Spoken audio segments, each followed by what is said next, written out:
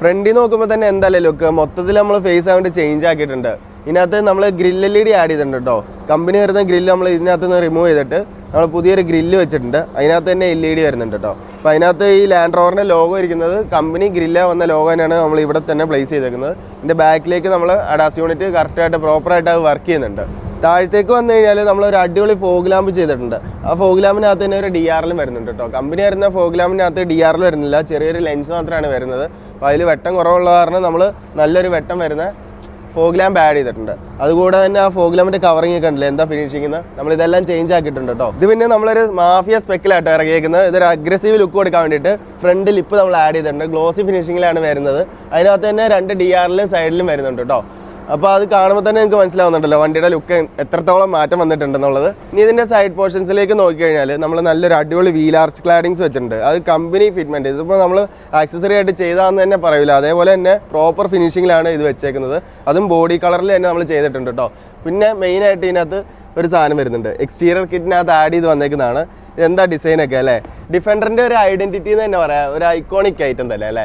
ഇത് ലാഡറും ബോക്സും, ലെഫ്റ്റ് സൈഡിൽ ലാഡറും കൊടുത്തിട്ടുണ്ട്, റൈറ്റ് സൈഡിൽ ബോക്സും കൊടുത്തിട്ടുണ്ട്. ഇതൊക്കെ കണ്ടിട്ടാട്ടോ താറോക്സിൽ വരെ നമ്മൾ ലാഡറും ബോക്സും കൊടുത്തു തുടങ്ങിയത്. ഇതിൽ ബാക്ക് സൈഡിലേക്ക് വന്നു കഴിഞ്ഞാൽ നമ്മൾ മെയിനായിട്ട് ഇതിനകത്തൊരു പാനൽ ആഡ് ചെയ്തിട്ടുണ്ട് കേട്ടോ. ഇത് നമ്മൾ ഫ്രണ്ടിൽ സൈഡ് മിററിൽ കാണിച്ച സെയിം പാറ്റേണിലുള്ള ക്ലാഡിംഗ് പീസാണ് ഇതിലും ഈ എക്സ്റ്റീരിയർ കിറ്റിൽ ആഡ് ചെയ്തേക്കുന്നത്. ഇതിനകത്ത് കമ്പനി തന്നെ ഒരു പാനൽ കൊടുക്കുന്നുണ്ട്, അത് റീപ്ലേസ് ചെയ്തിട്ടാണ് നമ്മൾ കൊടുക്കുന്നത്, അല്ല 3Mൽ ഒട്ടിച്ച് വെച്ചേക്കുന്നതല്ല ഇത്. അതുപോലെ തന്നെ നമുക്ക് ഇതിനകത്തൊരു സ്റ്റോപ്പ് ലൈറ്റും വരുന്നുണ്ട് കേട്ടോ. ഇതിനകത്ത് ബ്രേക്ക്, പാർക്ക്, റിവേഴ്സ് എല്ലാ ലൈറ്റ്സിൻ്റെയും കണക്ഷൻ ഇതിനകത്ത് ഓൾറെഡി വരുന്നുണ്ട്. പിന്നെ നമ്മൾ ബാക്കിൽ ഒരു സ്പോർട്ടി ലുക്ക് കൊടുക്കാൻ വേണ്ടിയിട്ട് തന്നെ ഡിഫൻഡറിൻ്റെ ഒരു അടിപൊളി സ്പോയിലർ ആഡ് ചെയ്തിട്ടുണ്ട്. അതിനകത്ത് ബോഡിയിൽ നമ്മൾ ഹോൾസ് കാര്യങ്ങളൊന്നും ഇട്ടിട്ടില്ല. ബോഡിക്ക് ഒരു വിധ ഡാമേജും വരുത്താത്ത രീതിയിലാണ് നമ്മൾ അതിൻ്റെ പ്രോപ്പർ ഫിനിഷിങ്ങിൽ ഫിറ്റ് ചെയ്തേക്കുന്നത്. അതിൻ്റെ കറക്റ്റ് പ്രൈമർ വെച്ചിട്ട് 3M വെച്ചിട്ട് തന്നെയാണ് നമ്മൾ സെറ്റ് ചെയ്തേക്കുന്നത് കേട്ടോ. നമ്മൾ ലെഫ്റ്റ് സൈഡിൽ ഇതിൻ്റെ ലാഡർ കാണിച്ചിരുന്നായിരുന്നു, അതിൻ്റെ കൂടെ തന്നെ ഉള്ളതാണ്, ലാഡറിൻ്റെ കൂടെ തന്നെ ഉള്ളതാണ് ബോക്സ് കേട്ടോ. ഇതിനകത്ത് അത്യാവശ്യം ഒരു സ്റ്റോറേജ് സ്പേസും വരുന്നുണ്ട്.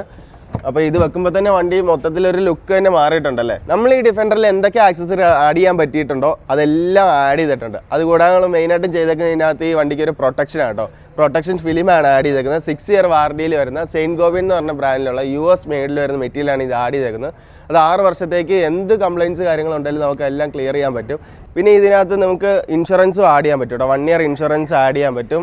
അതിന് എക്സ്ട്രാ പേയ്മെൻറ്റ് കാര്യങ്ങളൊക്കെ വരുന്നുണ്ട്. അപ്പം വേണ്ടവർ മാത്രം അതിന് ഇൻഷുറൻസ് ആഡ് ചെയ്താൽ മതി. ഇപ്പം നമുക്ക് ഇൻഷുറൻസിൻ്റെ സംഭവം എന്ന് വെച്ചാൽ ഇപ്പോൾ വണ്ടിക്ക് എന്തെങ്കിലും ഡാമേജ് പറ്റി റീപ്ലേസ് ചെയ്യേണ്ട ഓപ്ഷൻ ഒന്നും അല്ല, പെയിൻറ്റ് ചെയ്യേണ്ട ഒരു ആവശ്യം വന്നുണ്ടെങ്കിൽ നമുക്ക് ആ ഒരു പോർഷൻസിലെ PPF ചേഞ്ച് ചെയ്യാൻ വേണ്ടിയിട്ടാണ് ഇതിനകത്ത് ഇൻഷുറൻസ് ആഡ് ചെയ്യുന്നത്. അപ്പോൾ എക്സ്റ്റീരിയറിലെ വർക്ക് ഫുള്ളായിട്ട് തന്നെ നിങ്ങൾ കണ്ടു കഴിഞ്ഞല്ലോ. നമുക്കിനി ഇൻറ്റീരിയറിലേക്ക് പോകാം എന്തൊക്കെയാണ് ചെയ്തേക്കുന്നത് എന്നുള്ള കാര്യം. എന്തായാലും ലുക്ക് മൊത്തത്തിലൊരു സ്പോർട്ടി ലുക്ക് ഉണ്ടെങ്കിൽ പോലും നമുക്ക് കുറച്ചുകൂടെ പ്രീമിയം ലുക്കിൽ കൊടുക്കാൻ വേണ്ടിയിട്ട് ഇൻറ്റീരിയർ കാർബൺ ഫൈബർ കിറ്റ് നമ്മൾ ആഡ് ചെയ്തിട്ടുണ്ട് കേട്ടോ. അത് കറക്റ്റ് സ്റ്റിയറിങ്ങിൻ്റെ അവിടെ വരുന്നുണ്ട്. അതുപോലെ തന്നെ ഈ ഗിയർ നോബിൻ്റെ കൺസോളിൻ്റെ അവിടെ വരുന്നുണ്ട്. പിന്നെ ഈ 2 സൈഡിലായിട്ട് കറക്റ്റ് പ്രോപ്പർ ഫിറ്റിങ്ങിൽ നമ്മൾ ആഡ് ചെയ്തിട്ടുണ്ട് കേട്ടോ. പിന്നെ മെയിനായിട്ടും വേണ്ടൊരു സാധനം എന്ന് പറഞ്ഞാൽ ഡാഷ് ക്യാമാണ്. നമ്മൾ അതും ആഡ് ചെയ്തിട്ടുണ്ട് വണ്ടിയിൽ കേട്ടോ. ബോട്ട് ലാബ്സിനെയാണ് ചെയ്തേക്കുന്നത്. Front back full time recording camera നമ്മൾ ആഡ് ചെയ്തിട്ടുണ്ട്. അപ്പോൾ ഇതുപോലുള്ള വർക്ക് നിങ്ങൾക്ക് ചെയ്യണോ, നിങ്ങൾ നേരെ മോജോ ടെക്കഫായിട്ട് കോൺടാക്ട് ചെയ്യുക. പിന്നെ ഇതിൻ്റെ ഫുൾ ഡീറ്റെയിൽസ് അറിയണമെന്നുണ്ടെങ്കിൽ നിങ്ങൾ പ്രൈസ് കമൻറ്റ് ചെയ്താൽ മതി. എല്ലാ ഡീറ്റെയിൽസും നിങ്ങൾക്ക് DM വരുന്നതായിരിക്കും. അപ്പോൾ അടുത്ത വീഡിയോയിൽ കാണാം. Okay, by.